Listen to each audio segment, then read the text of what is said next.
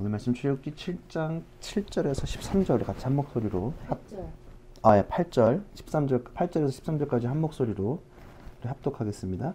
주님께서 모세와 아론에게 다음과 같이 말씀하셨다. 바로가 너희에게 이적을 보여달라고 요구하거든 너는 아론에게 지팡이를 바로 앞에 던지라고 하여라.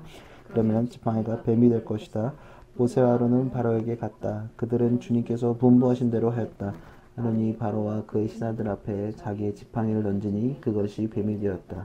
이에 바로도 현인들과 요술가들을 불렀는데 이집트의 마술사들도 자기들의 술법으로 그와 똑같이 하였다.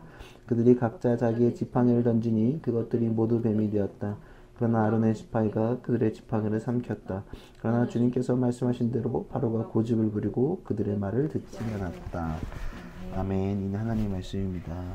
오늘 이적을 요구하거든 이런 제목으로 말씀을 나누려고 합니다. 아마 이거 끝나고 나면 이제 그 10가지 재앙을 10주간 하진 않을 거고 2번에 걸쳐서 반반? 3번 정도? 10것까지 한 3번 정도 나와서 할 것 같아요. 마지막 이제 합니다. 여튼 월드컵이 다가오고 있습니다. 좋은 성적을 기대하긴 하지만 무언가 불안하게 보여져요. 일단 스포츠를 좋아하는 입장에서 그냥 좋은 활약을 선수들을 응원하지만 그냥 그래요. 그냥 월드컵 하면 사실 생각나는 건 이제 2002년 좋은 성적을 냈던 월드컵입니다. 저는 당시 중학교 2학년이었고 여러분은 몇 살이었는지 모르겠네요. 이 소리를 하는 거 보면 제가 많이 늙은 것 같아요. 요즘 청소년들한테 2000년 얘기하면은 진짜 이제 고루한 얘기를 하는 걸로 느껴지더라고요. 우리한테 88 올림픽을 얘기하는 것과 비슷한 느낌이겠죠.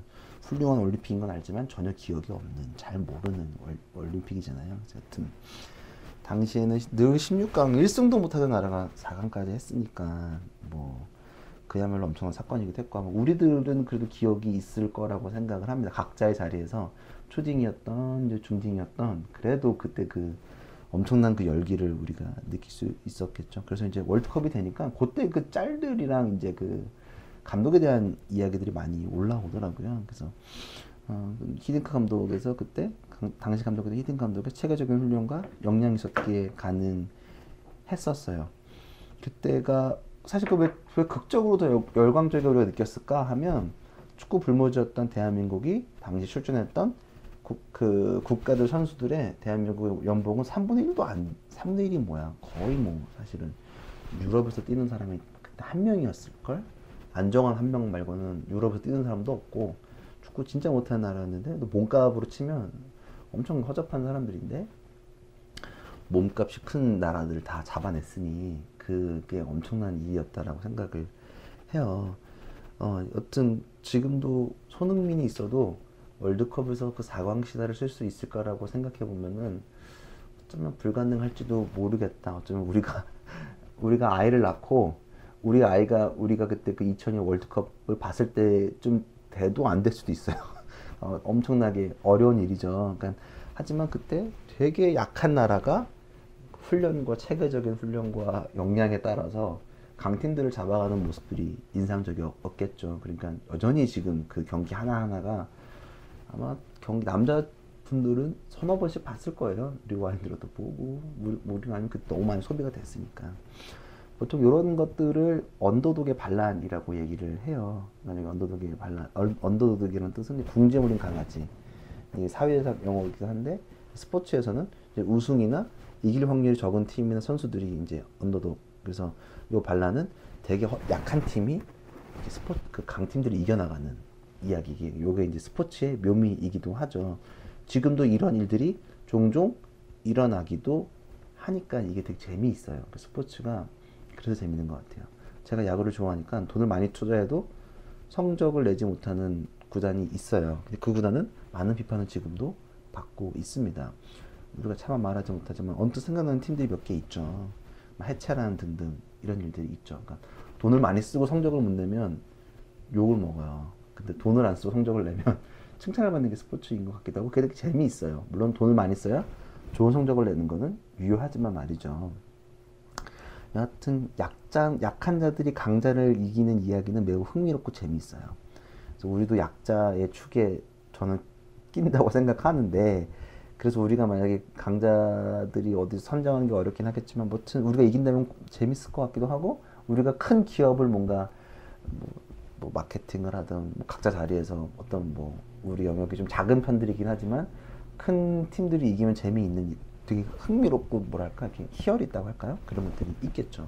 오늘 본문도 그런 느낌을 좀 볼 수 있어요. 그러니까 모세와 아론이 하나님의 명령을 충실하게 이행하는데 방금 말했던 일들이 아주 조금 비슷한 구조로 이루어지고 있습니다. 모세와 아론은 바로를 마주해요. 그리고 우리가 저번 주에 나눴던 7장 1절에서 7절 요게 지금 다시 실현되고 있어요. 그러니까 요게 이어지는 거예요. 그러니까 보면 다시 1절에서 7절을 보겠습니다. 여러분 성경 볼 수 있어요. 저번 주 본문이거든요. 제가 읽어드릴게요. 주님께서 모세에게 말씀하셨다. 이 앞에 있는 내용입니다. 보아라, 나는 내가 바로에게 하나님처럼 되게 하고 너의 형 아론이 너의 대언자가 되게 하겠다. 너는 내가 명한 것을 너의 형 아론에게 말하여주고 아론은 그것을 바로에게 말하여 이스라엘 자손을 그 땅에서 내보내 달라고 하여라. 그러나 너는 바로가 고집을 부리게 하여놓고서 이집트 땅에서 표징과 이적을 많이 행하겠다. 바로가 너의 말을 듣지 않을 때 나는 손을 들어 큰 재앙으로 이집트를 치고 나의 군대요 나의 백성 이스라엘 자손을 이집트 땅에서 인도하여 내겠다. 내가 손을 들어 이집트를 치고 그들 가운데서 이스라엘 자손을 이끌어낼 때에 이집트 사람들은 내가 주님임을 알게 될 것이다.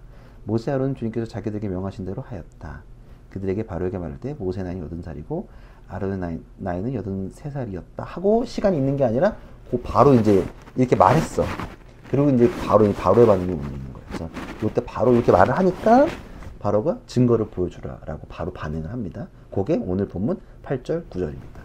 8절 9절을 보면요. 주님께서 모세와 아론에게 다음과 같이 말씀하셨다. 바로가 너에게 이적을 보여달라고 요구하거든. 너는 아론에게 지팡이를 바로 앞에 던지라고 하여라. 그러면 지팡이가 뱀이 될 것이다. 이적을 요구하거든 이라고 얘기하는 거죠. 성서 속에서 계속 반복되는 것 중에 하나가 하나님을 잘 모르는 사람들, 즉 경험하지 못한 사람들은 끊임없이 증거를 요구한다는 거죠. 그러니까 증거를 계속 요구해요.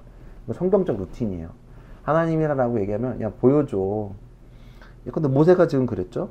그리고 모세도 하나님을 처음 만날 때 야 너가 이스라엘 사람들을 가나안으로 이끌 거야 했을 때 하나님한테 뭐라고 했냐면 내가 어떻게 하냐 보여달라. 계속해서 하나님께서 우리가 화냈잖아요.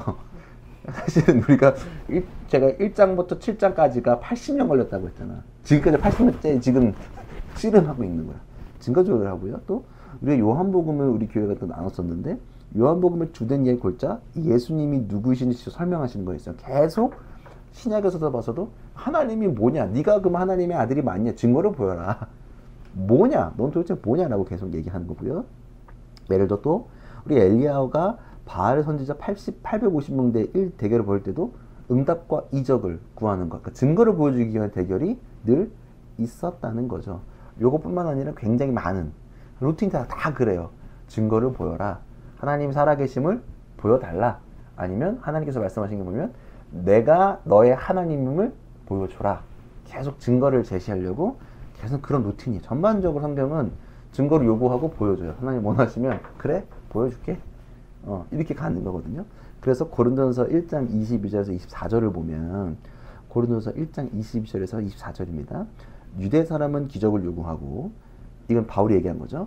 그리스 사람은 지혜를 찾으나 우리는 십자가에 달리신 그리스도를 전합니다.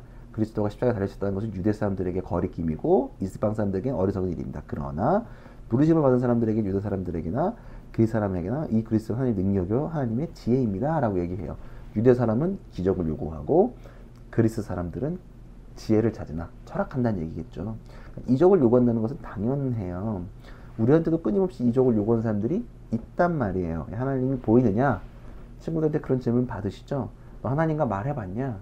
아, 기도해. 너 기도 어떻게 하는 거야? 계속 이런 티키타카가 예수를 모르는 친구들이랑은 무조건 일어나는 거예요. 뭐 하다못해 집에서도 그러시겠죠. 또 교회 가서 왜 가냐?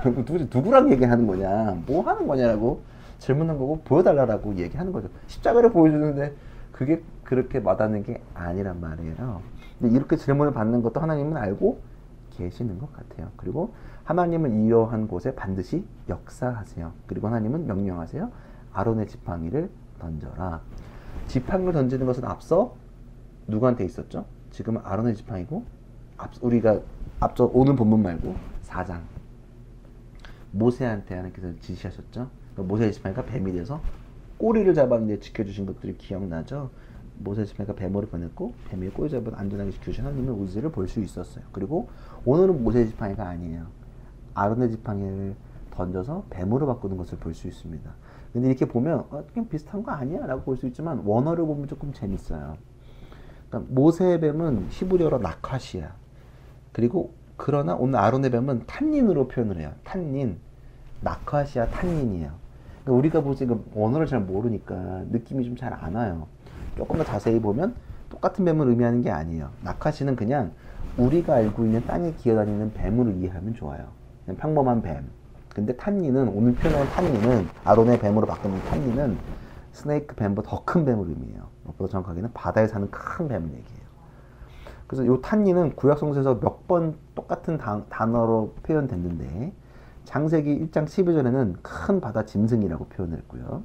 욥기 7장 12절은 바다 괴물이라고 나와 있고요. 탄닌이 똑같은 단어인데 그리고 이사야 27장 1절에는 뱀 리워야단이라 그래요. 이사야 51장 9절에는 용이라고 표현했고요. 그러니까 엄청나게 큰 뱀, 그런 유의 것들을 묘사하는 데 쓰는 단어가 탄닌이라는 거예요. 그러니까 오늘 하나님은 바꾸셨는데 그냥 뱀이 아니라 강력한 뱀으로 지금 바꾸셨다는 것을 알 수 있어요. 그리고 다른 성경에 보면 이 탄닌이라는 단어는 용까지도 표현해요. 그러니까 엄청나게 큰 거를 비유하는 거죠. 그러니까 근데 이것도 탄닌이라는 단어를 원어를 좀 이렇게 좀 의미를 좀 찾아보면 테홈이라는 단어까지 연결되는 게 이 테홈은 혼돈이라는 의미를 갖고 있어요. 그러니까 이 탄닌, 이 뱀은 혼돈이고 카오스고 큰 뱀을 지금 의미하는 거예요. 아론의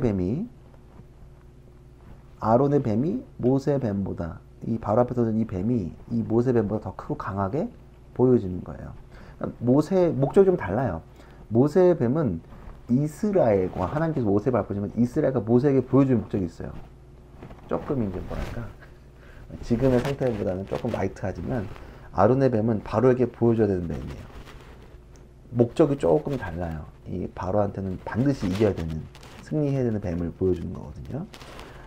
이거는 좀 찾아봤으면 좋겠는데 시편 74편 12절에서 14절을 좀 찾아봅시다. 시편 74편 12절에서 14절 요거는 한번 찾아봐서 읽어보면 좋을 것 같아요. 시편 74편 12절에서 14절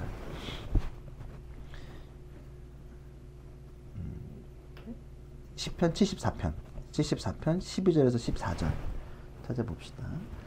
시편 74편 12절에서 14절 찾으셨죠? 같이 한번 제가 읽어드릴게요. 혹시 모르니까 제가 읽어드릴게요. 눈을 한번 보십시오. 하나님은 옛적부터 나의 왕이시며 시인이 고백하는 겁니다. 이 땅에서 구원을 이루시는 분이십니다. 주님께서는 주님의 능력으로 바다를 가르시고 물에 있는 탄인들의 머리를 깨트려 부수셨으며 리워야단의 머리를 부수셔서 사막에 있는 짐승들에게 먹이로 주셨으며 라고 얘기를 해요. 여기서 창조를 이렇게 표현해요. 물을 갈라서 바다를 밟아버렸다라고 이 사람은 비유해서 표현합니다. 그러니까 여긴 탄닌이라고 나와있는데 탄닌 이게 좀 약간 책마다 다른데 똑같은 단어죠. 탄닌을 하나님이 밟으셨대요. 리워야단의 이거를 똑같은 단어인데 밟으셨대요. 하나님은 지금 바로와 이집트를 부수시기 위해서 이 큰 뱀을 보내신 거죠. 그리고 이거를 밟아버리겠다라는 것들을 이야기하시는 거죠. 그러니까 하나님은 혼돈을 창조세계 코스모스로 바꾸시겠다는 것을 볼 수 있는 거죠.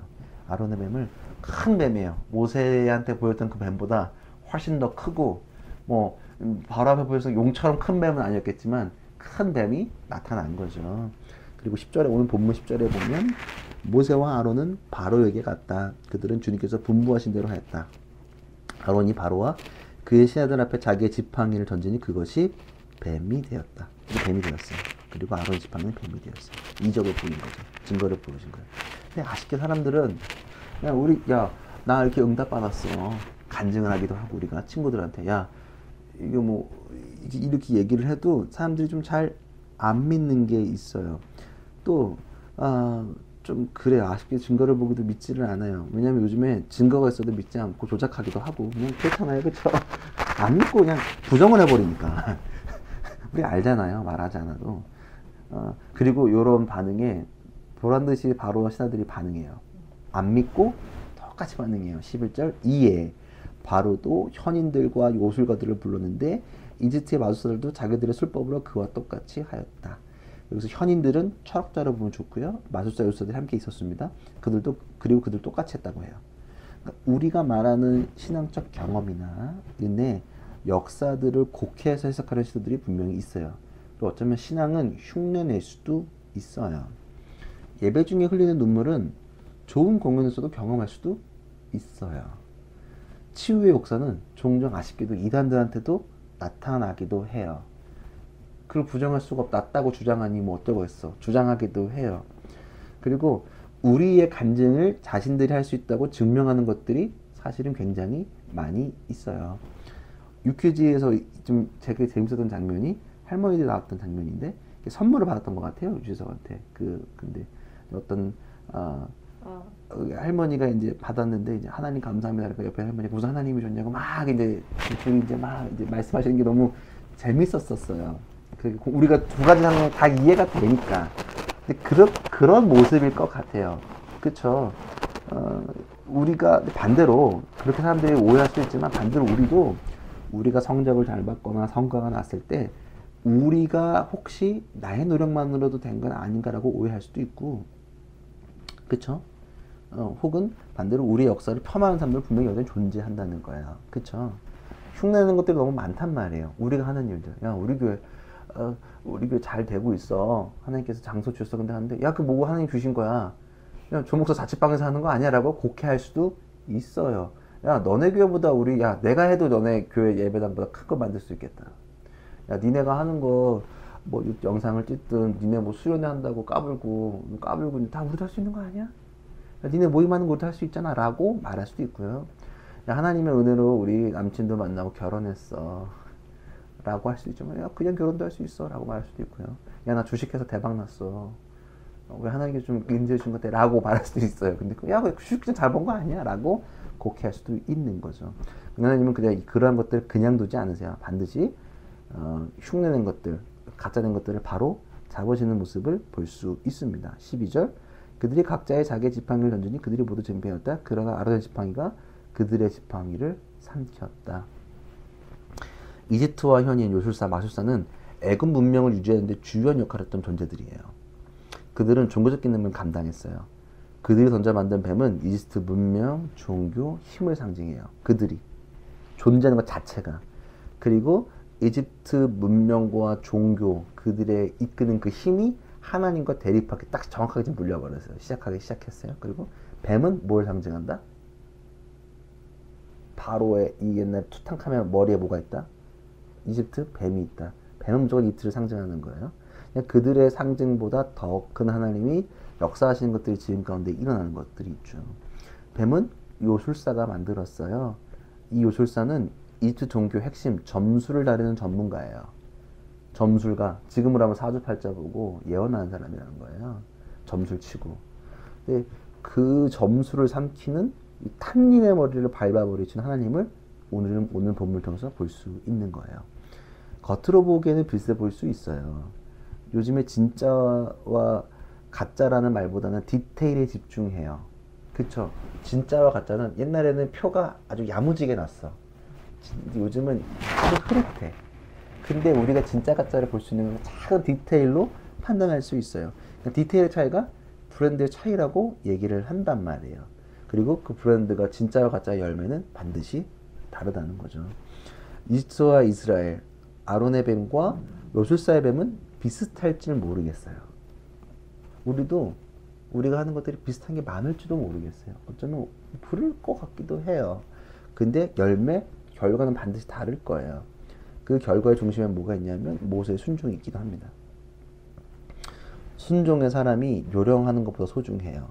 내가 지팡이가 되어서 하나님의 위대하심을 우리가 좀 드러냈으면 좋겠어요.